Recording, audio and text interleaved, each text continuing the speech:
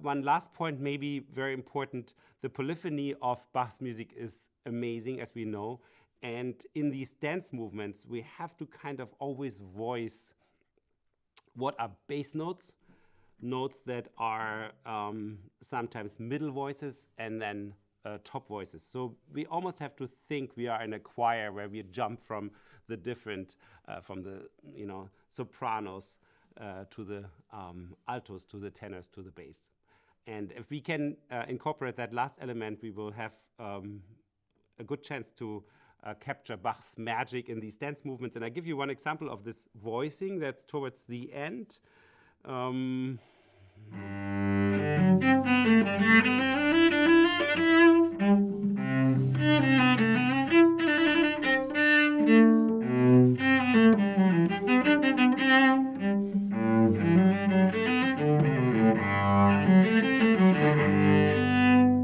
So we have heard, we have a top voice, a middle voice, and a bass voice. And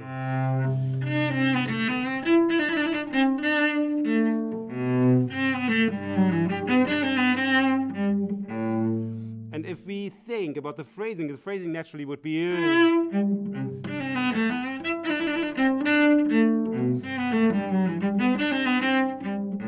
which is nice, but it's a little bit flat. If we think about the registers and the polyphony, we can add another dimension. We still think about the phrasing and the order of the beats, but we do add this feeling of voicing.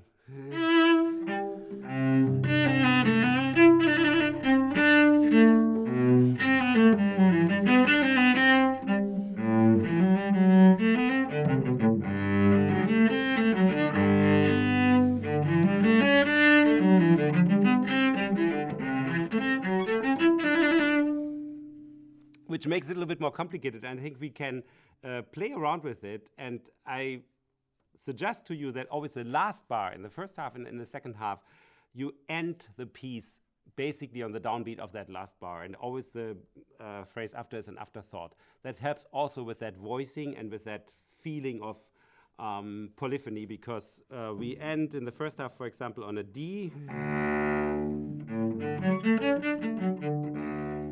And in the second half, it would mean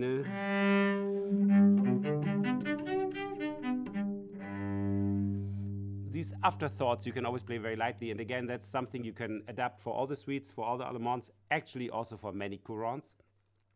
And it helps the listener to understand that mostly with Bach's dance movement, the harmony appears on the downbeat of the last bar, the final harmony, and the motoric notes afterwards are afterthought. So I'm going to play a little bit of the Allemande for you, maybe one half or so, just to demonstrate a little bit how all these elements can come together.